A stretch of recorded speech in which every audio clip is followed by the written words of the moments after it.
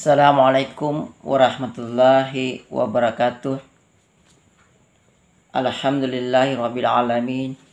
Wassalatu wassalamu ala asrafil anbiya'i wa mursalin Sayyidina Muhammadin wa ala alihi wa sahbihi ajma'in, amma ba'du. Sahabat yang budiman, berjumpa lagi dengan saya di channel kesayangan kita, tentu dalam acara yang sangat spesial ini. Kali ini saya akan menyampaikan informasi yang akhir-akhir ini lagi marak dibicarakan di dunia media sosial, ya, di medsos maupun di berita-berita lainnya. Kejadian ini marak dibicarakan, ya, semarak kita membicarakan pemilu yang sedang akan berlangsung. Jadi tidak kalah hebatnya dengan pemilu.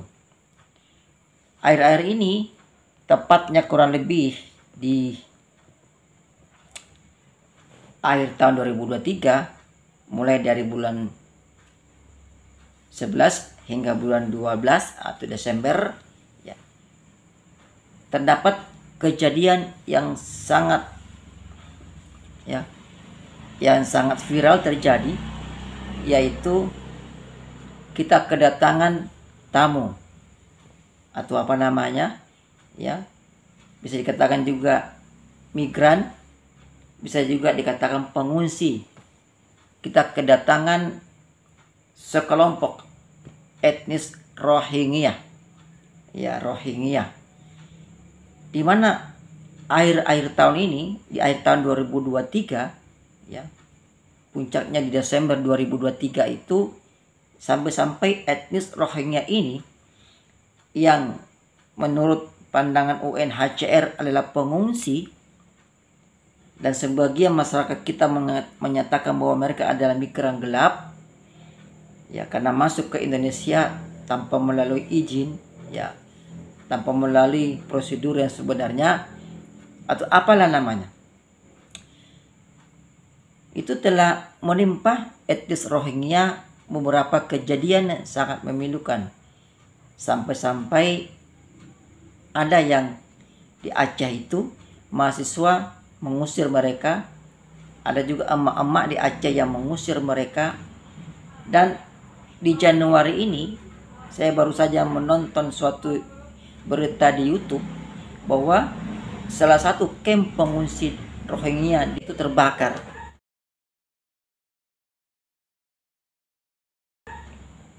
Ya, sampai kejadian seperti itu, sahabat yang budiman.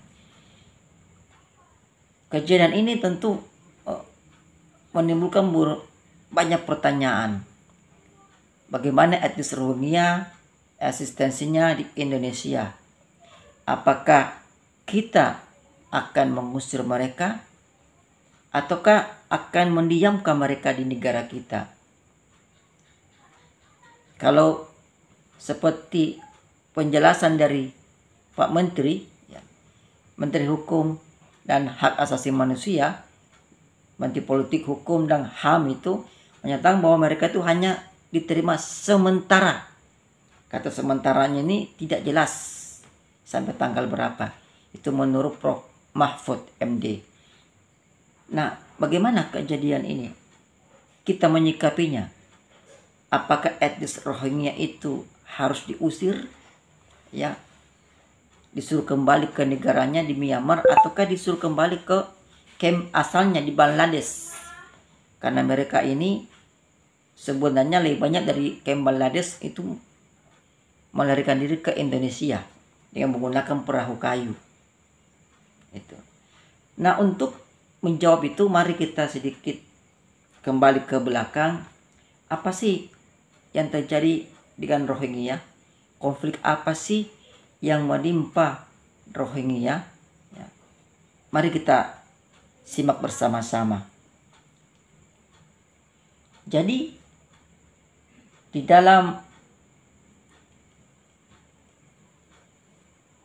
berita liputan6.com, ya,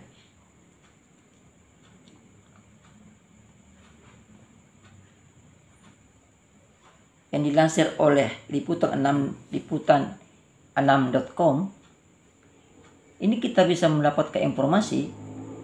Ini dilansir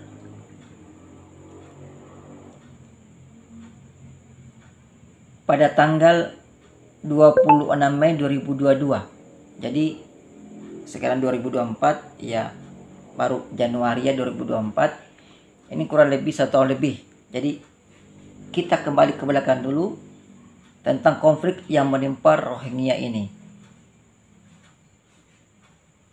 Di dalam liputan6.com ini diberitakan bahwa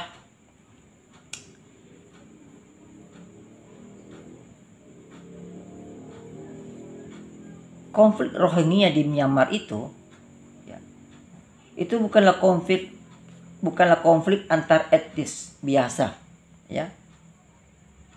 Tetapi konflik ini sudah merupakan pelanggaran dari hak asasi manusia, dan ini berlangsung, sahabat budiman, sejak tahun 91 sampai sekarang.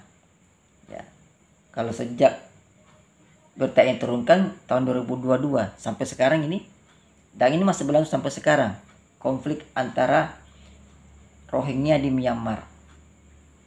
Secara nyata, pemerintah Myanmar sudah melakukan diskriminasi. Ya. Dilansir dari penelitian sejarah konflik Rohingya yang dipublikasikan Universitas Muhammadiyah Yogyakarta dan Universitas Sumatera Utara, ada 6 penyebab konflik Rohingya, sebagaimana yang dikutip ulang oleh liputan6.com.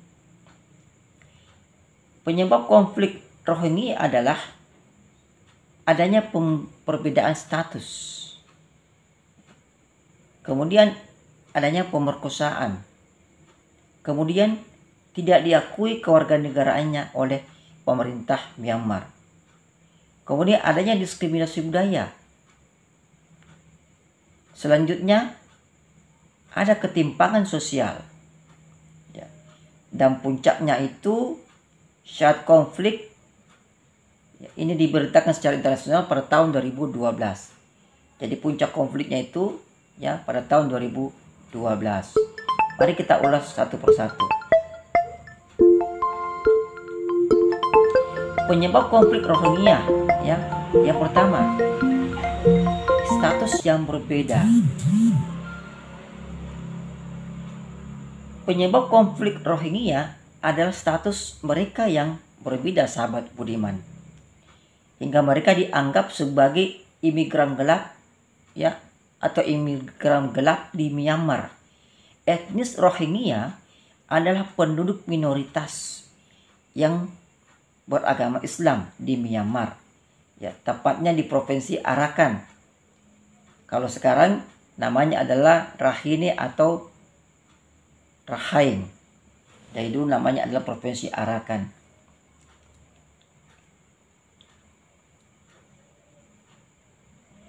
Di dalam DUN Refugee Agency pada 2011 menjelaskan bahwa etnis Rohingya adalah keturunan campuran, ya, antara Arab, Mur, Turki, Persia, Mogul, dan Patan, ya. Bongkai lokal dan Rakhine. Nah, mereka ini berbicara versi ya Chittagonian, dialek regional Bengali yang juga digunakan secara luas di seluruh bagian tenggara Bangladesh. Jadi memang dialek mereka ini dan bahasa mereka ini bahasa dialek Bangladesh yang biasa digunakan di bagian tenggara Bangladesh. Kedua, ya kasihan juga ya sahabat budiman. Jadi ada status yang berbeda sehingga memicu konflik di Rohingya, konflik etnis Rohingya di Myanmar. Selanjutnya sahabat yang budiman, ada peristiwa tindak pidana yang disangkakan kepada salah satu warga etnis Rohingya di Myanmar. Ya, jadi ini tuduhannya, ya. Salah satu etnis Rohingya itu melakukan tindak pidana perkosaan kepada salah satu warga di Myanmar, sehingga yang tersangka itu diamankan oleh petugas. Nah, ini salah satu pemicu juga. Ya. Nah, inilah penyebab konflik Rohingya yang membuat aparat kepolisian Rakhine melakukan penahanan ketiga tersangka. Jadi ada 3 tersangka etnis Rohingya yang menjadi tersangka pelaku perkosaan, di mana dalam penyelesaiannya itu tidak transparan, sehingga menekan kedua etnis, baik Rohingya maupun penduduk asli Myanmar. Nah, ketiga,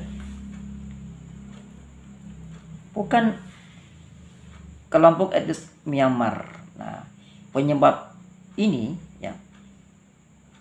ini juga merupakan salah satu penyebab konflik Rohingya, yaitu adanya anggapan bahwa Rohingya bukanlah kelompok atau salah satu etnis Myanmar. Jadi tidak diakui sebagai salah satu etnis yang berada di Myanmar. Adanya Undang-Undang Kewarganegaraan tahun 1982 yang menjadikan Rohingya tidak diakui kewarganegaraannya. Bayangkan, tidak diakui kewarganegaraannya. Berarti etnis Rohingya itu bukanlah warga negara Myanmar. Kalau bukan warga negara Myanmar, lantas mereka adalah dianggap sebagai pendatang yang gelap. Ya, begitu ya sahabat Budiman, kasihan. Nah, tentu saja sahabat Budiman, ini membuat nasib etnis Rohingya penuh dengan ketidakpastian hukum. Bahkan mereka sering mendapatkan perlakuan sadis dari junta militer Myanmar. Karena perlu sahabat Budiman ketahui bahwa etnis Rohingya ini makin tertindas itu sejak terjadi kudeta militer yang dilakukan oleh junta militer Myanmar. Ini makin menjadi-jadi. Mulai dari penjarahan, pembakaran hidup-hidup, perusakan tempat tinggal, rumah ibadah, bahkan perkausan, sahabat yang budiman. Jadi banyak etnis Rohingya yang diperkaus, dibunuh secara sewenang-wenang melalui operasi tahun 1990. Jadi 8 tahun setelah pemberlakuan Undang-Undang Kewarganegaraan di Myanmar yang tidak mengakui Myanmar sebagai salah satu warga negara, yang tidak mengakui etnis Rohingya sebagai salah satu warga negara Myanmar, maka terjadilah kesewenang-wenangan terhadap etnis Rohingya ini. Jadi warga etnis Rohingya ini yang tidak memiliki kewarganegaraan itu tidak bisa mengakses apa saja yang ada di Myanmar, termasuk pendidikan, layanan kesehatan, dan bahkan pekerjaan yang layak. Bahkan mereka dibunuh pun tidak masalah, karena mereka bukan warga negara. Mereka dipersekusi. Begitu ya sahabat yang budiman. Kemudian keempat, diskriminasi budaya oleh pemerintah. Penyebab konflik Rohingya adalah adanya diskriminasi budaya oleh pemerintahnya. Penduduk Myanmar tidak pernah mengakui warga Rohingya, jelas, karena Undang-Undang Kewarganegaraan tidak memasukkan etnis Rohingya sebagai salah satu warga masyarakat, salah satu suku atau etnis yang ada di Myanmar. Jadi mereka sekali lagi dianggap sebagai pendatang gelap, disebut sebagai Muslim Arakan, Muslim Burma atau Bengal dari Burma. itu ada nama-nama yang disematkan kepada Rohingya sebagai bahan ejekan. Inilah penyebab konflik Rohingya. Tidak hanya pemerintah Burma atau Myanmar, sekarang namanya Myanmar, yang mengintimidasi, tetapi junta militer pun menggembar-gemburkan gerakan anti-Islam di kalangan masyarakat Buddha, ya, di Myanmar waktu itu, sebagai bagian dari kampanye memusuhi Rohingya. Kasihan, ya. Bahkan mayoritas masyarakat Rakhine dari Myanmar menolak mengakui Rohingya sebagai golongan etnis. Ya jelas, karena undang-undangnya sendiri tidak merangkul Rohingya sebagai salah satu etnis yang ada di Myanmar. Ya. Jadi masyarakatnya pun ikut menyatakan hal yang demikian. Dan mereka telah ditolak dalam keanggotaan Dewan Nasional Etnis. Etnis Rohingya merasa menjadi golongan kelas kedua sebagai masyarakat tertindas. Ya. Penindasan dilakukan, sahabat budiman, bukan hanya tanpa alasan. Ini bagian dari wujud kecemburuan antar etnis ini, karena populasi etnis Muslim Rohingya dalam beberapa tahun terus meningkat dibanding etnis Rakhine. Jadi di Myanmar itu ada juga etnis Rakhine, ya. Yang kelima, ketimpangan sosial. Penyebab konflik Rohingya adalah adanya ketimpangan atau ya ketidaksamaan sosial lainnya. Bukan hanya dilatar belakangi oleh etnis, tapi penyebab konflik Rohingya juga pengaruh ketimpangan ekonomi, agama, ya, dan kebijakan-kebijakan yang ditetapkan oleh pemerintah, sahabat budiman, pemerintah Myanmar, terutama kebijakan yang mengandung unsur-unsur ya etnis, ya, etnisitas. Pemerintah Myanmar bahkan menyita tanah warga Rohingya secara paksa untuk membangun model village atau perumahan yang dibangun khusus untuk orang-orang beragama Buddha seperti Buddha Rakhine dan orang Buddha lainnya yang sebagian besar berasal dari etnis Burma. Bayangkan, jadi tanah mereka itu diambil secara paksa oleh pemerintah Myanmar.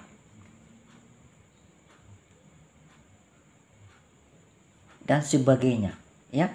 Kemudian keenam, ini puncak konflik saat diberitakan secara internasional. Jadi dulu konflik-konfliknya itu belum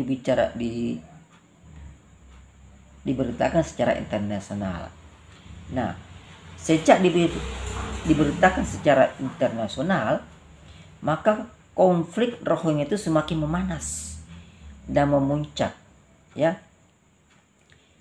Saat konflik antar etnis mereka diberitakan secara internasional pada bulan Juni sampai Agustus 2012, pada mulanya, sahabat budiman, konflik yang terjadi antar etnis Rohingya dan Rakhine belum banyak diketahui oleh dunia luar. Puncak dari konflik ini ditandai dengan adanya pembakaran besar-besaran terhadap perumahan yang dihuni oleh etnis Rohingya. Mungkin kita masih pernah mendengar bahwa etnis Rohingya itu diusir di sana, dibakar dan sebagainya. Ya. Sejak diberitakan secara internasional, maka konflik ini makin memanas. Ya. Etnis Rohingya itu sering mendapatkan serangan. Ya. Serangan. Jadi serangan dan balas menyerang. Jadi kedua etnis ini, antara etnis Rohingya dan etnis Rakhine, itu sering, ya, konfliknya makin memuncak, makin panas, dan sering terjadi serang menyerang. Bahkan tentara dan polisi Myanmar pun diduga ikut memprovokasi kedua etnis dan turut menyerang perkampungan Rohingya. Jadi Rohingya ini sebenarnya dikeroyok, sahabat yang budiman.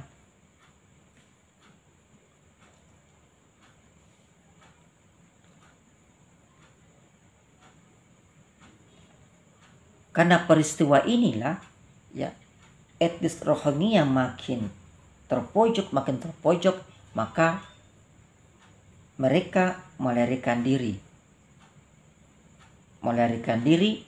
dari negara awalnya atau negara asalnya. Melarikan diri untuk menyelamatkan diri mereka, menyelamatkan nyawa mereka. Ya, jadi terjadilah pelarian kaum Rohingya.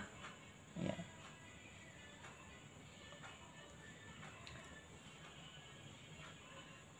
Yang paling besar itu pelariannya menuju ke Bangladesh. Ya. Dari berita yang kita dengarkan, ya, baik itu di berita-berita televisi maupun berita online-nya, ya, Bangladesh itu adalah camp terbesar yang menampung Rohingya. Dari Bangladesh inilah